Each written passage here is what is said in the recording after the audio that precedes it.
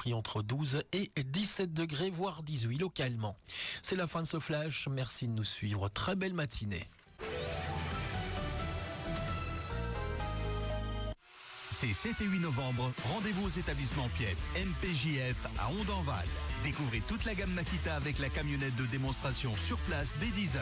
Profitez d'une remise exceptionnelle équivalente à la TVA sur Makita. Et le samedi 8 novembre, démonstration des broyeurs GTM et des scies Silky. Remise spéciale durant ces 2 jours. Rendez-vous aux établissements Piet, MPJF à Ondenval, c'est 7 et 8 novembre. Impact FM, l'inforégion avec Olivier Tomezzoli. 3 suspects de vol dans les habitations interceptés hier à Zurbrot lors d'un contrôle de police ciblé prévention vol justement. Une précision, le nouveau distributeur Batopa attendu à Malmedy ne sera pas installé avenue des Alliés malgré ce qu'annonçait le groupement de banques. Et le campanile de l'hôtel de ville de Malmedy a été enlevé du toit avant restauration, un chantier spectaculaire. On en parle dans ce journal. Mercredi 5 novembre, le développement des titres de l'info de l'arrondissement. Présentation Olivier Tomezzoli. Bonjour à tous, on commence avec l'interception de 3 suspects de cambriolage. Cela s'est passé lors d'un contrôle justement ciblé prévention vol dans les habitations hier après-midi du côté de Zurbrot. Les policiers ont repéré une Mercedes grise avec 3 personnes à bord, un homme et 2 femmes venant de la région de Verviers, bien connus déjà de la justice pour des faits de vol. Ils transportaient caché dans le coffre un sac contenant des montres anciennes, un butin qui n'a pas pu être relié avec un vol déclaré dans la région.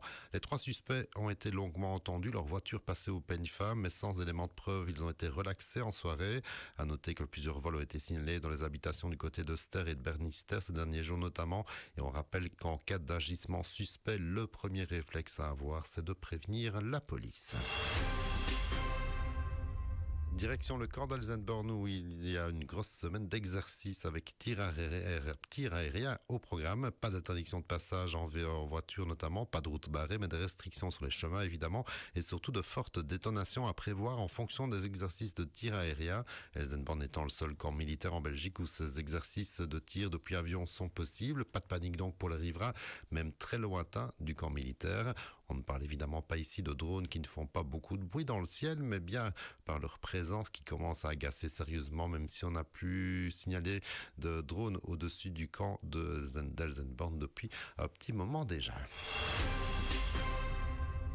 Une petite précision sur une info que je vous donnais hier, à savoir l'installation d'un nouveau distributeur de billets de Batopa à Malmedy. Et si Batopa, qui réunit plusieurs banques pour installer des distributeurs neutres, affirmait dans sa communication qu'un distributeur sera installé avenue des Alliés, il n'en sera rien. Il n'y a pas d'accord avec la copropriété de l'immeuble concerné, ni de permis d'ailleurs. Le collège communal de Malmedy a rencontré un responsable de Batopa pour lui demander de trouver un autre lieu plus proche du centre-ville, avec un appareil qui devrait aussi permettre le dépôt d'argent liquide, notamment pour les commerçants.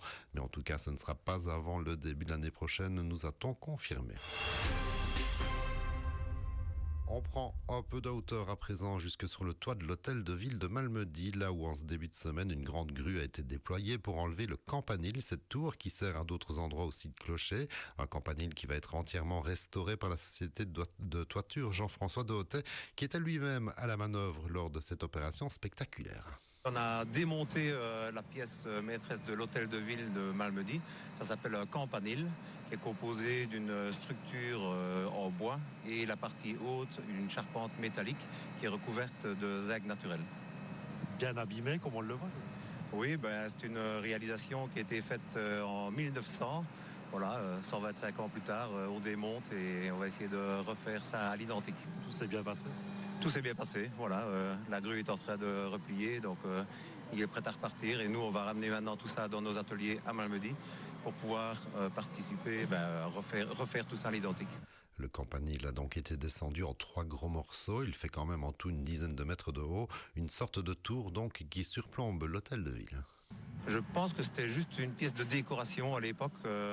Campanile, ça vient du mot clocher. Voilà, au départ, mais ici on n'a retrouvé aucune trace de clocher, donc c'était uniquement une pièce décoratrice. Malheureusement, on n'a pas retrouvé de plan, mais par contre, vu qu'on a démonté les pièces correctement et proprement, eh bien, on va se rebaser exactement d'après les pièces existantes qu'on va refaire faire. C'est quoi les matériaux ici? Alors, on va rénover la charpente métallique qui est la partie haute et refaire toute la zinguerie à l'identique. fierté de se dire, voilà, on a travaillé sur l'hôtel de ville, sur une pièce qui est extrêmement rare, qui a plus de 100 ans. Oui, évidemment, voilà, moi tous les jours je passe devant, donc c'est avec beaucoup de fierté qu'on fait tout ça, moi et toute mon équipe. Une petite info service pour terminer, il va faire beau ces prochains jours, ce mercredi déjà, une sorte de petit été indien, de quoi en profiter pour une balade nature, pourquoi pas, mais attention, une partie des Caillebotis dans les Fagnes est inaccessible encore ce mercredi, cela en raison de travaux, il s'agit d'une portion de la grande ronde des Fagnes, la balade WM01 pour ceux qui connaissent et qui fait la boucle entre le signal de Botrange et la barrière Michel, une déviation est mise en place, évidemment, encore ce mercredi, respectez bien les consignes et les panneaux sous peine d'amende, et surtout dans le respect de la nature. L'info continue sur notre page Facebook Impact.